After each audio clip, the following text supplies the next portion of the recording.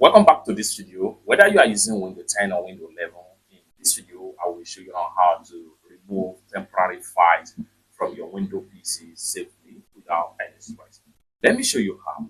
The very first thing you want to do is to go ahead and press Windows plus R on your keyboard, and then this run box here is going to pop up right here. Next thing you want to do is to come to the open run dialog box right here and go ahead and type in %10% and then go ahead and click on OK. In a few seconds, all the temporary file you have on your Windows PC, just like what you see right here, is going to be pump up in right here. You can see there are a lot of temporary folders created unnecessary right here. What you need to do here is to go ahead and make sure you completely delete all these temporary folders in your Windows PC. And for that, what you want to do is to go ahead and press Ctrl+A.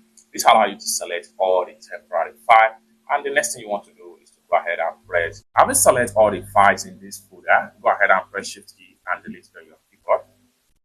And this is going to pump up right here. As at the time of making this video, I have about 507 folders temporarily on PC.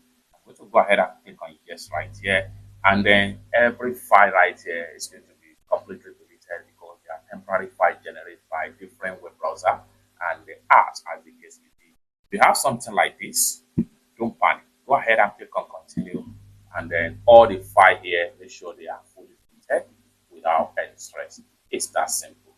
For more useful tutorial, tips and tricks about how best to use your Windows PC, consider to subscribe. Thank you so much for watching, and I hope to see you.